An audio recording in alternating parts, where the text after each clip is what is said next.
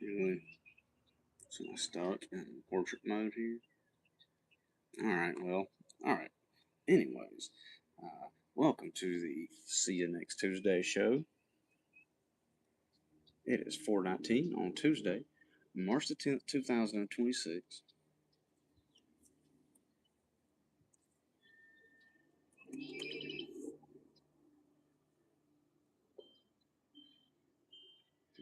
Do I have any?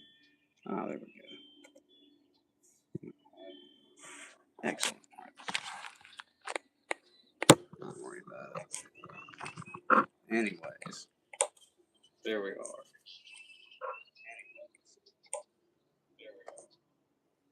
So today we're going to talk about the 1871 Chicago Fire. We're going to talk about a little bit about the month of March, Mars, the mythological figure, character, and not the planet. We might touch on that. I don't know. We'll talk about the Ides of March, and we'll talk about 30 Seconds to Mars. So, yeah, that's what we're going to talk about today on the See You Next Tuesday show. And hope everybody's having a good day. I'm Jeremiah. Maybe I'll play some music in a little bit. We'll see. We'll see what's up. So, right before I went live, this helicopter flew past, and there's a dude hanging out on the wing there, or on the the foot thing. I'm not a helicopter person. I just see them flying over all the time. Anyways, enough about that. Hope everybody's doing good. It's like a good oh hey little lizard. Just running across there, huh? It's a good 82 or 83 degrees here in South Alabama.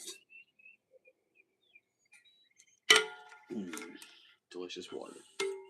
Alright, so let's get into it.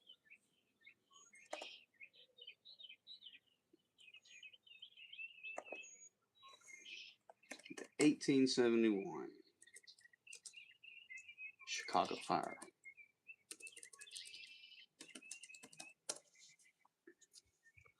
Now let's sort of reorient you guys a little bit, and then we're gonna point at the monitor.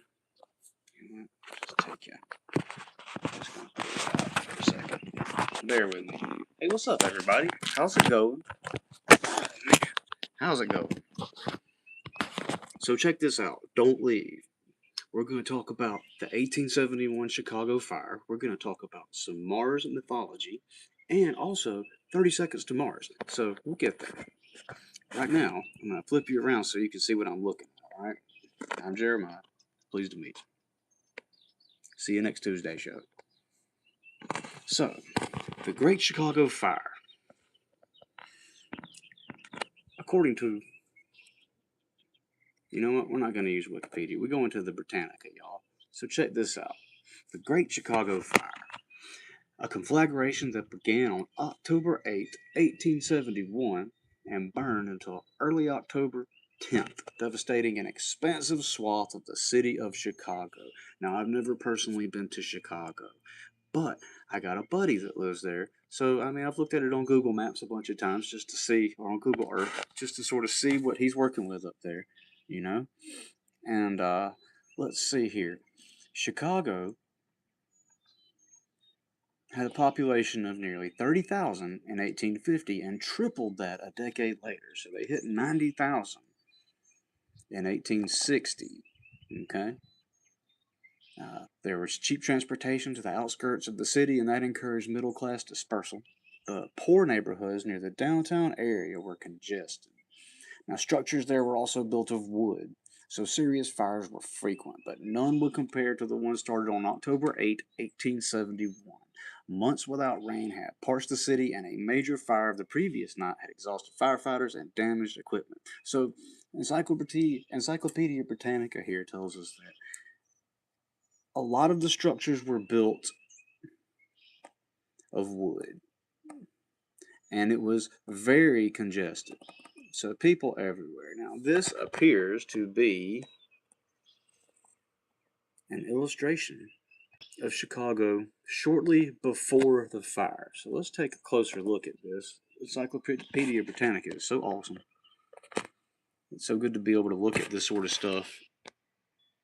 You know, when I was a wee lad, you had to actually have an encyclopedia to be able to take advantage of the pictures presented of these places. I mean, look at this, man. Chicago is just it's like as far as the eye could see here. And like most of these major cities back in the day when they started, it has a waterway right near it. Now, forgive me, Chicagoans, for not knowing that waterway. And if anybody wants to chime in, hey, what's up, Justin Dizzy Dismore? How's it going? If anybody wants to chime in down there and talk about what the name of this river is, that'd be cool too, because I don't know it. I just simply want to show what the city of Chicago looked like right before it burnt down. And we've got this amazing canal going right through here. Now, it's my understanding, ain't Chicago the city which Gotham is based off of and the Christopher Nolan movies? I could be wrong about that. It might not be Chicago. But I always figured that it was Chicago. So, Chicago, and, you know, the Nolan movies are that's where it's at to me for the Batman experience.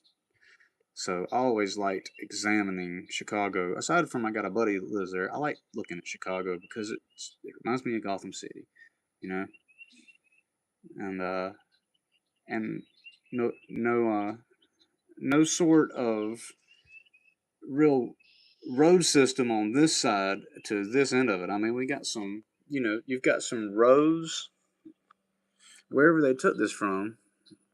They didn't have a very high vantage point over on that side, I suppose, because it flattens out down into the waterways there, you know.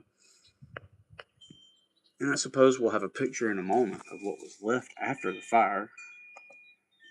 Guess, okay, so this is a picture of, obviously, an artist's interpretation. Because in 1871, the camera hadn't been invented yet, right, y'all? Cameras didn't even exist in 1871.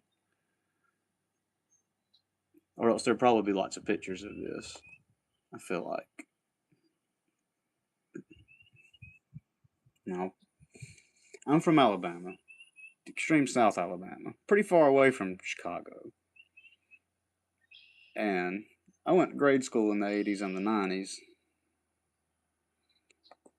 And even they taught us that the camera existed earlier than 1871.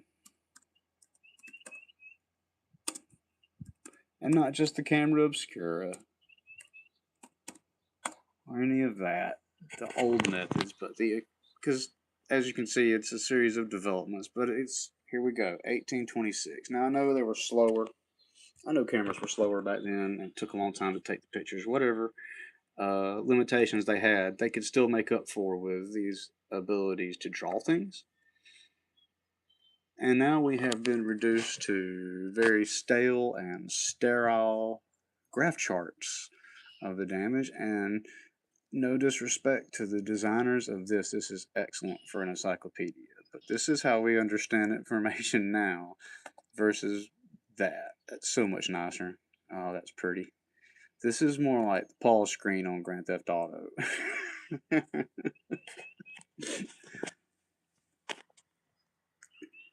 So this is the burnt district, a whole bunch of it. $200 million in damage, which adjusted for inflation was $3.77 billion in 2016. So probably we're like $50 billion now. I'm kidding, probably like 12 or 13 billion, maybe. They blame it on a cow, just like global warming. They blame it on a cow. And it was fueled by fire. Their theories include vandals, milk thieves. Spontaneous combustion is actually listed as a serious theory, which is fair enough. A drunken neighbor, the O'Leary's legendary cow. That's what they'd always told us. It was the O'Leary's cow. It was fueled by months without rain, so there's strong southwest wind, congested, poor neighborhoods, amount of wood. It just went up like stick. I mean, it was stick buildings. It just went up like stick buildings, you know. Finally, I suppose the rain stopped it. It burned for 2 days. On the non-Encyclopedia Britannica page, let's just back this up one. On the search results of this, oops, 1 second. Over here where it gives the very short breakdown, you can see that it burned 17,000 structures across roughly 3.3 square miles and left more than 100,000 residents homeless. And yet, thankfully, it only got 300 people. I mean, 300 is 300 more than it needed to be, right? But compared to 100,000 homeless, 300 is pretty good. So, the 1871 fire burned for 2 days from the 8th to the 10th of October, 1871, burnt down the city, 300 deaths, 17,000 buildings, 100,000 people homeless. And I'm pretty sure there's some actual photographs of the burnout buildings after the fact, but just 1 second. Come on. Come on, man. Show us what we want here. There we go. So this is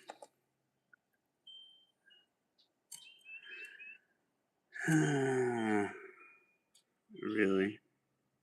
Come on.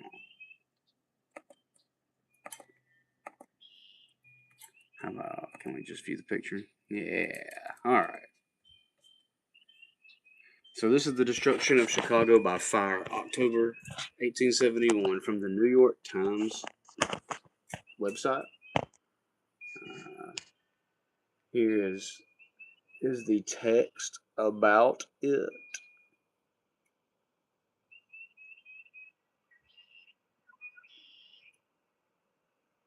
Destroyed all the business portion of the city, including the telegraph offices, the railroad depots, custom house, banks, insurance, and newspaper office, opera house, post office, board of trade buildings, and all the large and costly churches.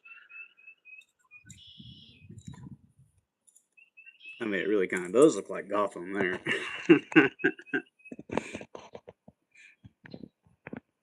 Miagami Island or whatever it's called over here on the port side, and I guess that's the rail yard here. Completely burnt out. That looks like maybe a little. Is that a church? Oh, cool. All right, I'm a dummy. That is intense. I mean, imagine someone had to really, really put a bunch of time into this. Props to the artist of this. Let's see. Is there a artist? Meh. But there's some boats. Alright, so that's the Chicago fire. And it burned. Oh,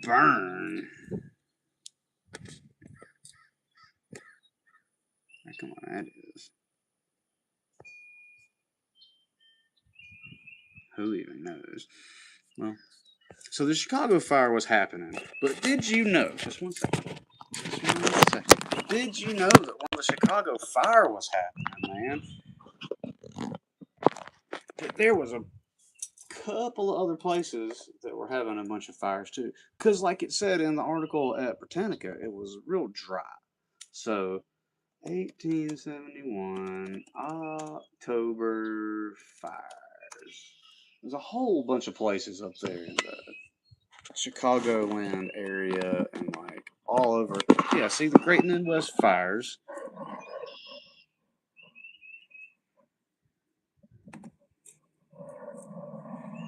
This is from history.com. Let's see what it has to say. I mean, I will go to Wikipedia as an absolute. It is the easy way to do it. I'll go there for a last resort. This here describes the the Chicago fire. And here we have the Peshtigo fire in Wisconsin. The most devastating fire in United States history burns in Wisconsin. Some 1,200 people.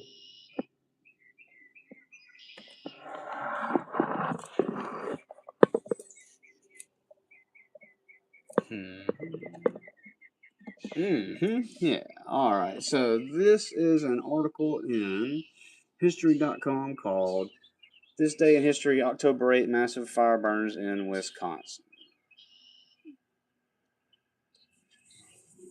So the same day as the Chicago fire, the Peshtigo fire, now considered the most devastating fire in United States history, burns in Wisconsin. Some 1,200 people lost their lives and 2 billion trees were consumed by flames.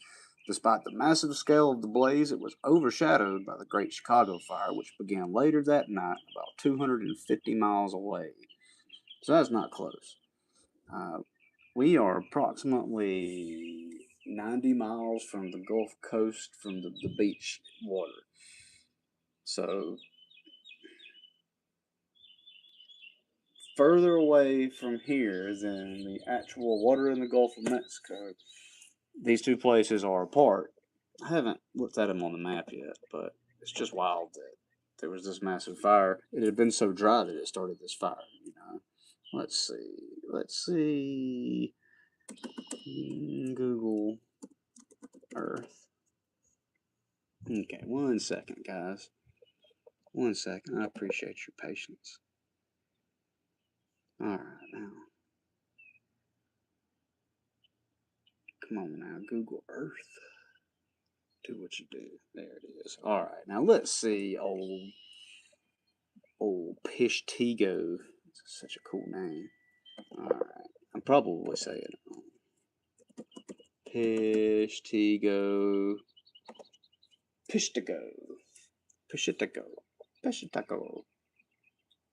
Wow, it's always so much fun.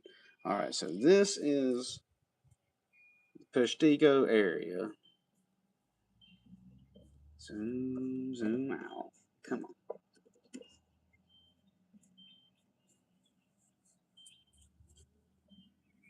Okay, use the mouse button. Let's go into 3D. Alright, so this is Peshtigo. Now, where is old Chicago? Okay, how about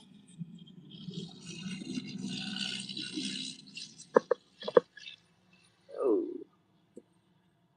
that was cool. Big truck went by, y'all.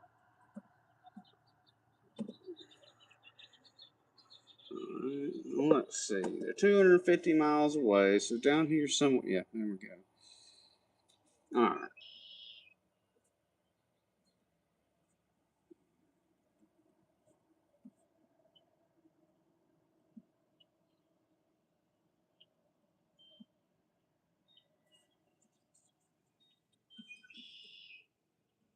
Alright, now how do I add a. Alright, let's leave you there.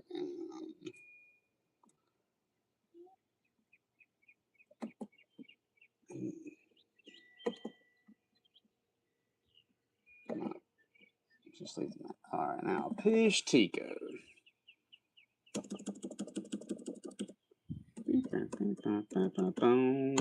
Yeah.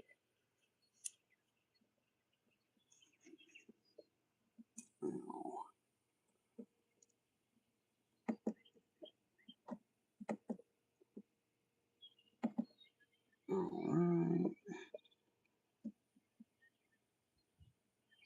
So they're that far away, and both of these places just burnt up. Okay? And they're right on water, man. And I know there wasn't fire. Just leave the thing alone. I know there wasn't fire brigades. They had the bucket brigade. I know that's what they were working with. It had to be a massive effort from everybody to control all this stuff, and there was a bunch of storms happening and all this and that. But I wonder where else. was burning. Let's see. Well, can I close here? We can close that one. And that one's about the fire. We still want to talk about March, maybe.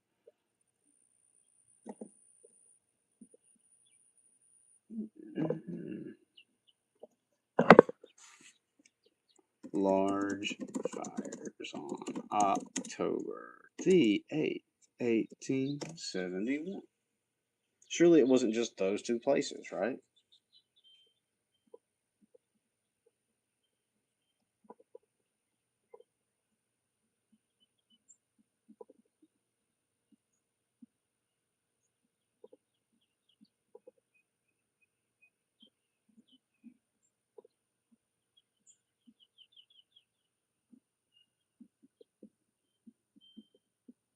Those may have been the only places that reported. It may have burnt so much that nobody even maybe lived around. You know, if it was burning up all these big forests. I wonder where I'm headed with this is I wonder how much important information may have been stored somewhere within all of this and all of the buildings that I named off in this picture here. I'm such a dummy. It's going to ask me to sign up again. Anyways, it was every single important building you could imagine in Chicago. The church, the railway station, all the newspapers, the courthouses, everything. It all burnt down, and they had to start over brand new.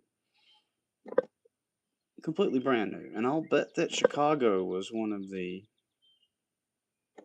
main hubs there, you know, especially back then. It was right there on the water. They got that canal already cut in it in that old picture that connects straight to the river and then out into here.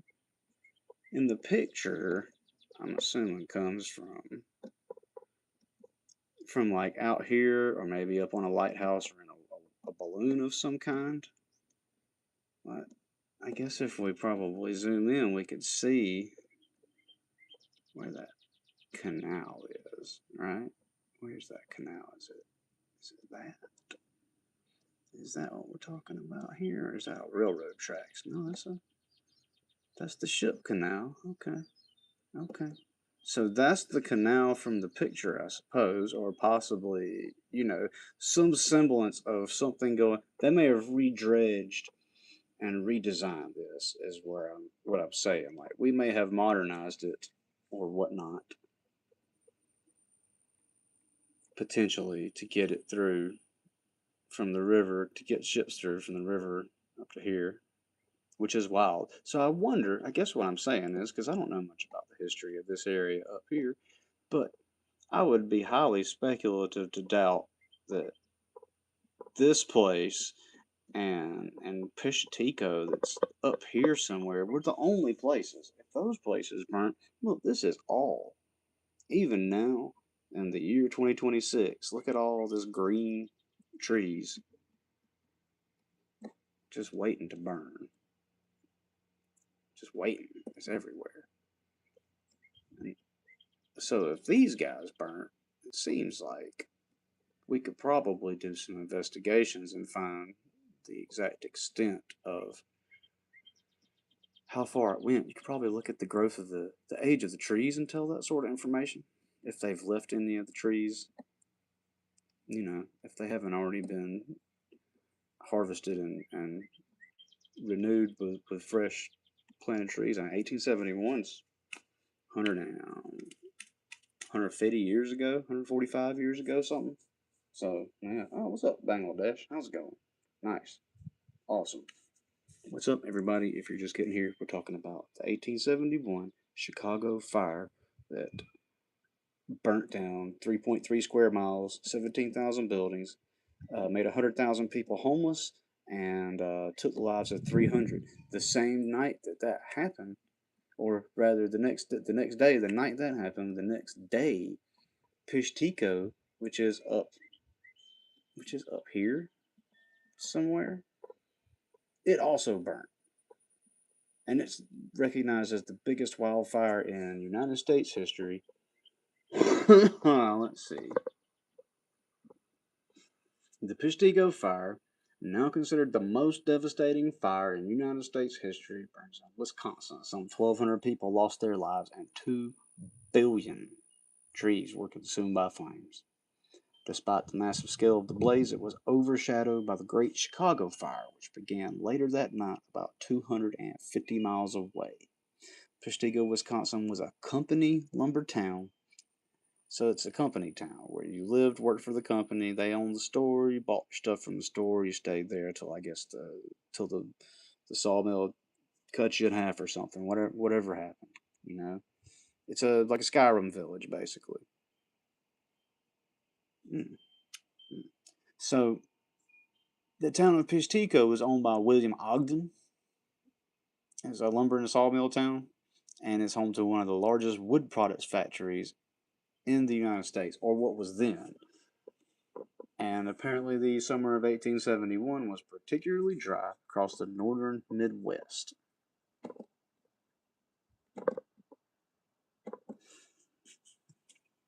Fall 1871.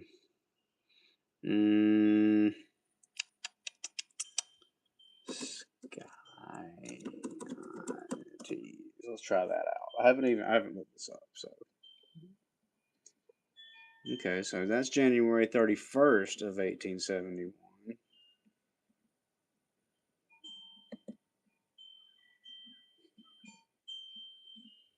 Let's see, how about this? 1871. Comet. How about that? Let's just look at that.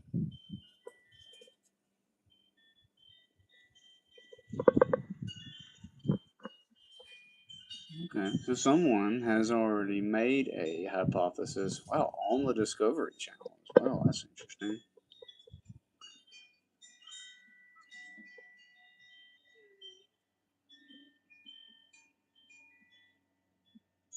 Hmm. Let's see what we got here. Comet 1871 G1 Winnicke.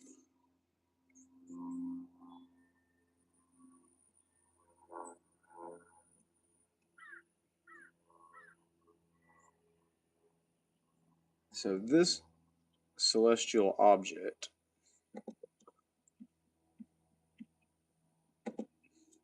was present then.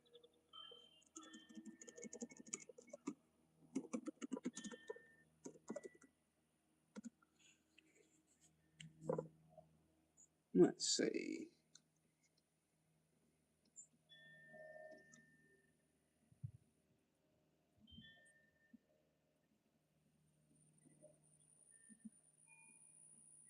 Well, they don't have a lot of. I have heard speculation in the past that perhaps the 1871 fire in Chicago and Peshtigo were maybe caused by meteorites. I don't know. I didn't look into that before I decided to talk about it. I just thought it was a cool thing to talk about. It was interesting to me when I was a kid. It seemed like a good thing to talk about on the See You Next Tuesday show. So this happened in 1871. Now in 1871, it falls right in the middle of a time period where all sorts of places were burning down for all sorts of different reasons. Courthouses, schools and churches, all kinds of things were just burning down. You know, there were civil wars going on. There was a civil war going on in the middle of the 1800s, or in the middle of the last half of the 1800s, you know, the 1860s. So they burned all kinds of stuff. And then after that, there was a lot of courthouses. I did an episode a few weeks ago about the courthouses in Alabama that burned down between the year 1850 and like 1900.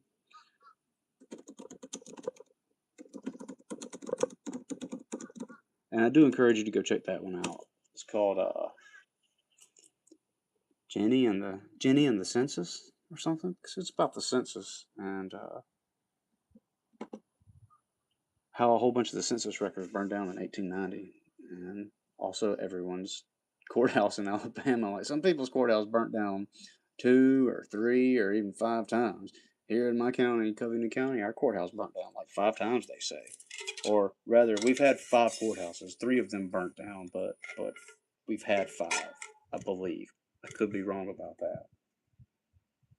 I live here, but I'm not an expert on it. So a whole lot of fires were happening in the 1800s, and they didn't have necessarily organized fire brigades with the sort of technology that we have now to be able to rush in and put a whole lot of water downrange. They had to work with what they had.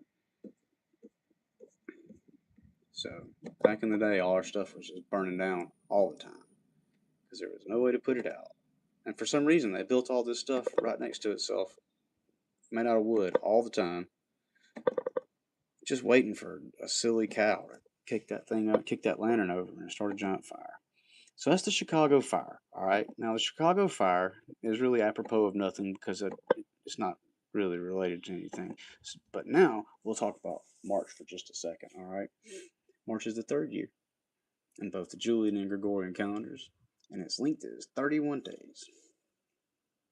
In the Northern Hemisphere, the meteorological beginning of spring occurs on the 1st day of March, and the March equinox on the 20th or 21st marks the astronomical beginning of spring in the Northern Hemisphere and the beginning of autumn in the Southern Hemisphere, where September is the seasonal equivalent of the Northern Hemisphere's March. So, inversion. All right? September is Australia's March. Which is interesting because what do we have coming up on March the 21st? We have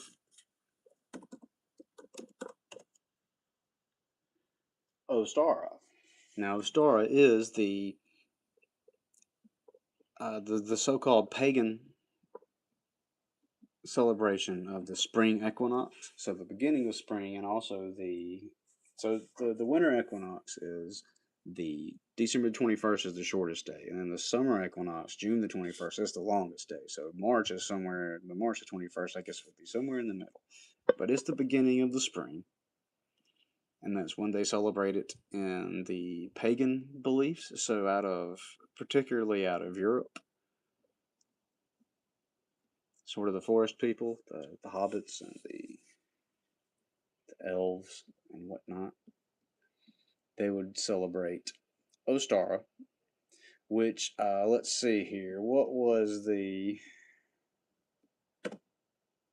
deal with Ostara? I know that it's a fertility and a spring thing. Pagan holiday, fall. This is according to the pagangrimoire.com. The pagan holiday that falls on the spring equinox on the wheel of the year comes between 2 fire festivals, the Imbolc and the Beltane, and the date of the holiday changes each year depending on the astronomical time of the equinox, but occurs between March 19th and 21st. So this is celebrated in honor of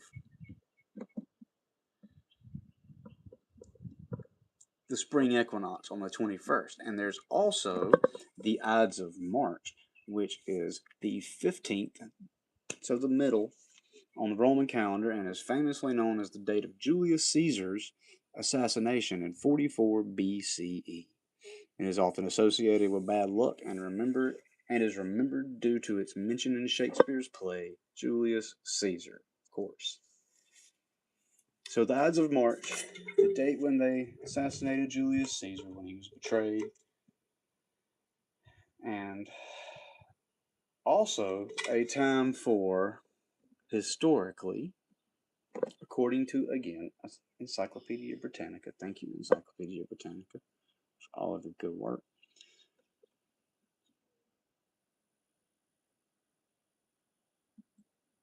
The soothsayer in Julius Caesar famously warns, beware the Ides of March.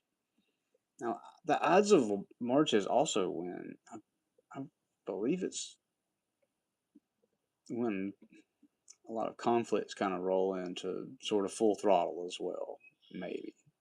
That's sort of how it's always seemed to me, is that if there was going to be something happening, it'd be getting kicked off, so it'd be in full swing by the Ides of March. So the Ides of March are halfway through March. That's 5 days away. So that'll be today Tuesday. So what's that gonna be? Sunday, Monday. It's coming up. Just something to think about. Sometimes weird things happen on these dates. So let's see what happens historically on March 15th.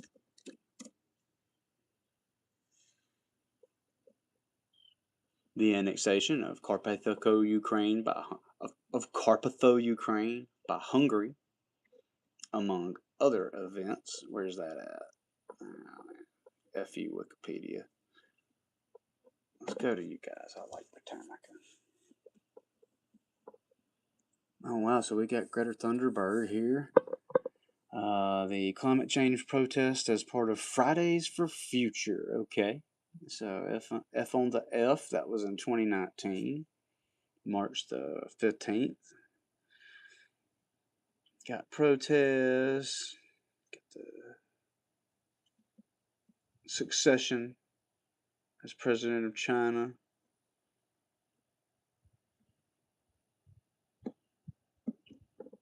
Yo, the Godfather. Nice. Lyndon Johnson gave the We Shall Overcome speech. Elizabeth Taylor. Okay, well, so I guess not a lot of cool stuff happens on the Ides of March, man. That's pretty cool. Andrew Jackson was the first president to come west of the Appalachians and the first to be elected by a direct appeal to the mass of voters. That's when he was born, March the 15th of 1767. Legend has it that Andrew Jackson and his soldiers on the way to the Battle of Pensacola in the War of 1812 carved the Three Notch Trail, and that runs through my little town up the road, Andalusia, and it's called East Three Notch Street. And there's Three Notch Streets all over the place down around here that supposedly, allegedly follow that trail. So that's just something to think about if you're ever down this way.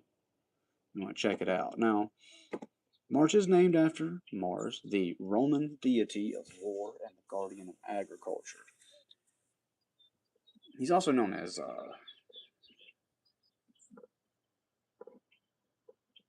Aries, right? He's also Aries. Let's see, where's all at? So, according to Encyclopedia Britannica, Mars, ancient Roman deity, is in importance second only to Jupiter. So he's second in charge, huh? So Jupiter is his father, right? Jupiter is Mars's father, I believe. It's been so long since I played God of War. Little is known of the original character. The character is variously interpreted. Clear that by historical times he developed into a god of war. In Roman literature, he was protector of Rome, a nation proud in war. Mars's festivals at Rome occurred in the spring and the fall, beginning and the end of both the agricultural and the military seasons. The month of March, which is named after him, was especially filled with festivals wholly or partially in his honor. The members of the ancient priesthood of the Sali were particularly associated with Jupiter, Mars, and Quirinus. Came out several times during the month to dance their ceremonial war dance in old-fashioned armor and chant a hymn to the gods. October was also an important month for Mars. Interesting. At the festival of the October horse, and on October 15th, a two-horse chariot race was held in the Campus Martius, and on October 19th, the Armalistrium marked the purification of the arms of war and their storage for the winter.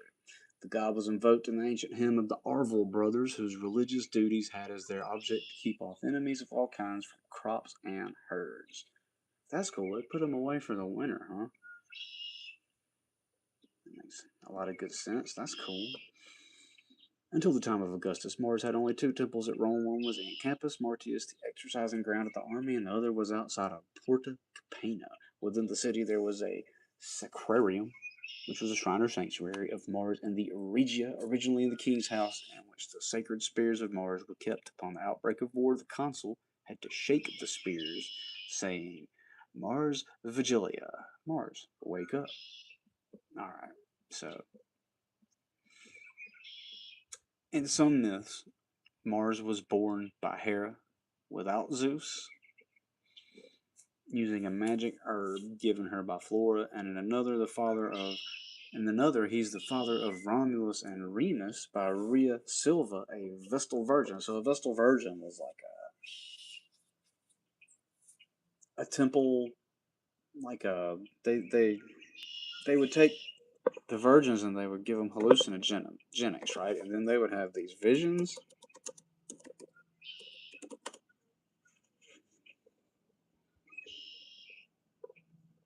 Priestesses in ancient Rome dedicated to the goddess Vesta, responsible for maintaining the sacred fire that symbolized the security of the state. And they were chosen as young girls, served for 30 years, highly esteemed, but faced severe punishment for breaking their vows of chastity. Well, I always figured they gave them a lot of hallucinogenics as well. Or like the oracles of Delphi, where they would go into the cavern, and the cavern had the hallucinogenic smoke that would come up from the ground, and they would ingest that and breathe it in, and then they'd have visions. But, you know, whatever. Maybe they were doing that, maybe they weren't. I don't know. Mars fathered Romulus and Remus. Romulus is the father of Rome. Romulus and Remus were raised by a wild she-wolf in a cave underneath the most glorious hill in Rome, and Remus was a victim of twinicide.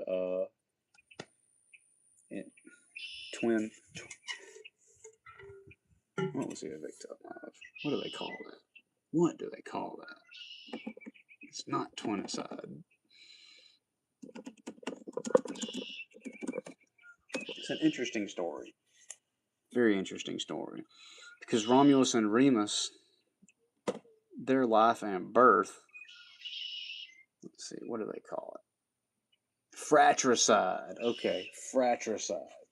So, Romulus and Remus and the creation of Rome is the reason that Lupercalia is a holiday. And Lupercalia is named after wolves because Romulus and Remus's mother was a wolf. So Lupercalia was on February the 13th through the 15th, and now we celebrate Valentine's Day on February the 14th. Right in the middle of it. Right in the middle of Lupercalia. And that is because Mars, the god of war, fathered Romulus and Remus with a Vestal Virgin. Where'd it go? I must have closed it. That's okay. With a Vestal Virgin, and they went on to found Rome and then create the holiday of Lupercalia. So Mars is significant and crucial. I mean, without Mars, there'd be no Rome, right? Which brings us, speaking of Mars,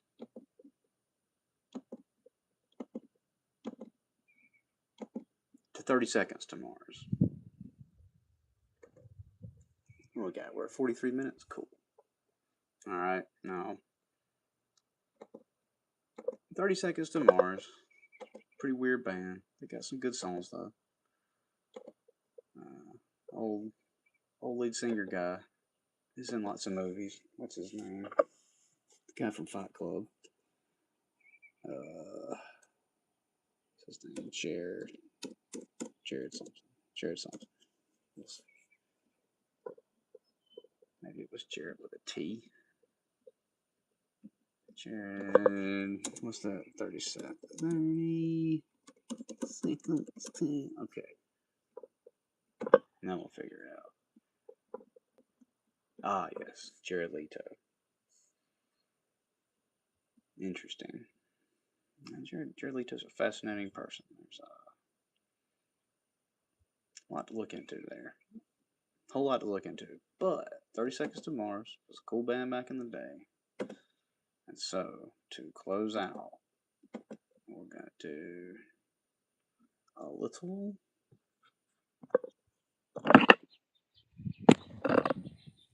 jam.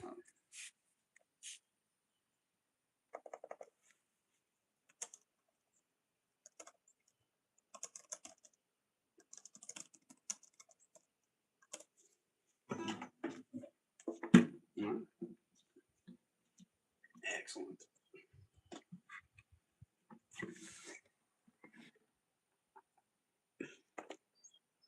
I've never tried to play this, but I've listened to it many times, and it seems like it's pretty. I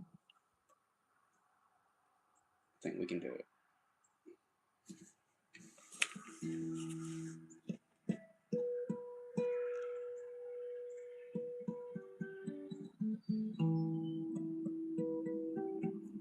And if you're still here, you might as well like, share, and subscribe, or don't. It don't matter.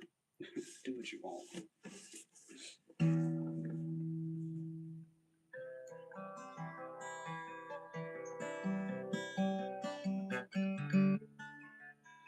This is The Kill by 30 Seconds to Mars.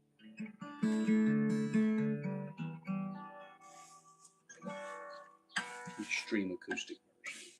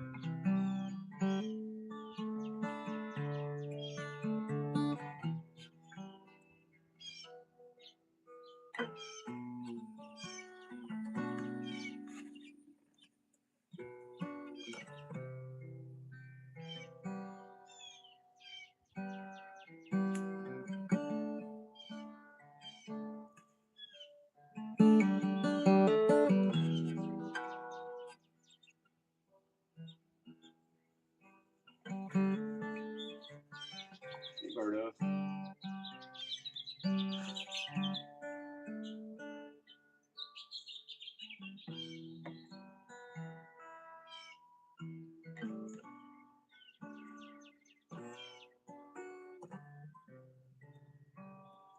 What if I wanted to pray? Laugh it off in your face. What would you do?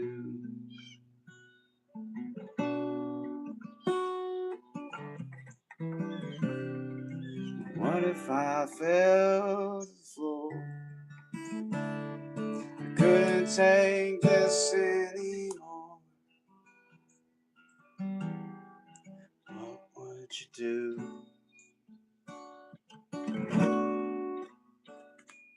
Come break me down, bury me, and I am finished with you.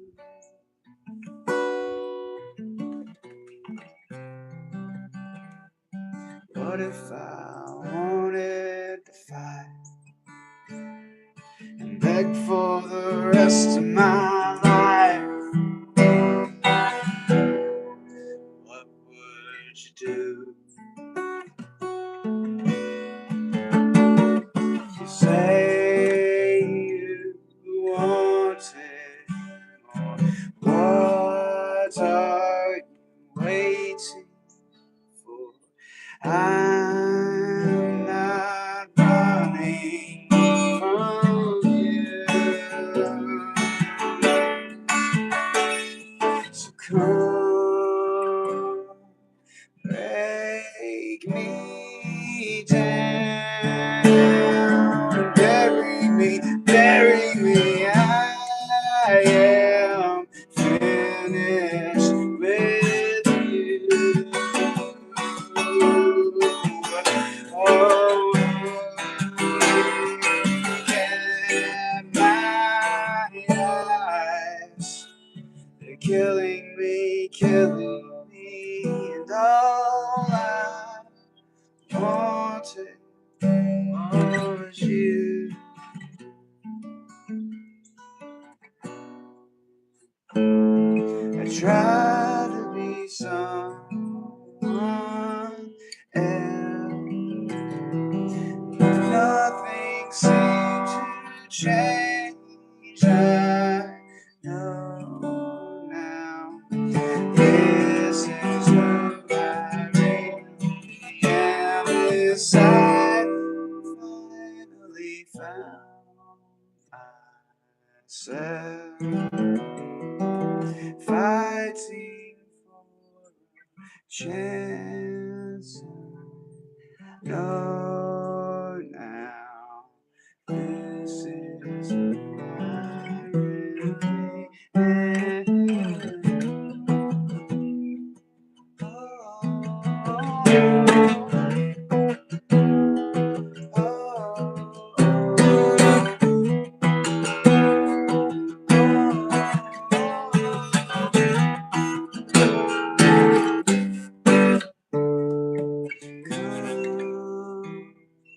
Break me down, bury me, bury me. I am finished.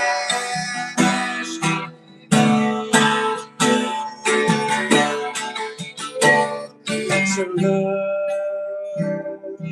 at my eyes, killing me, killing me. All I wanted was you. So come, break me down, break me down, break me down.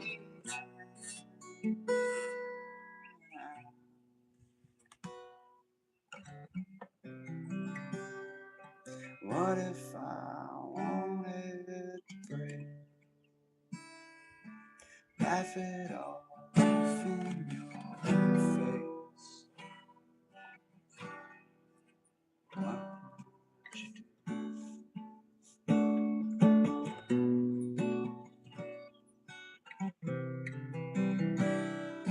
What if I fell to the floor?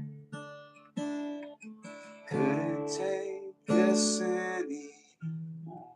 What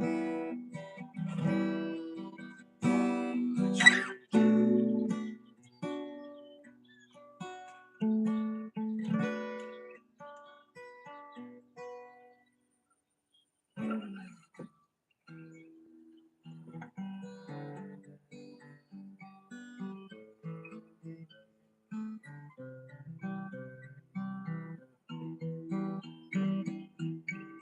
Hey, what's up, loaf of bread?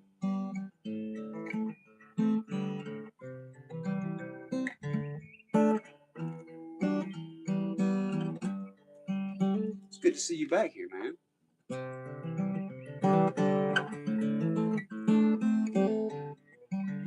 And he's out. And maybe back.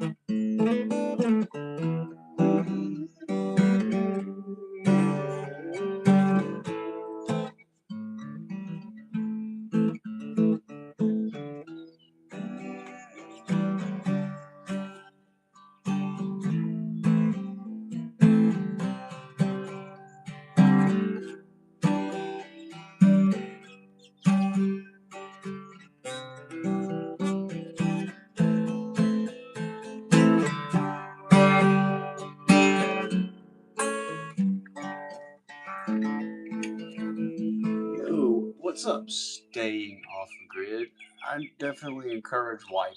It's a good thing. Definitely wipe. Unless you got a bidet. Do your thing, man.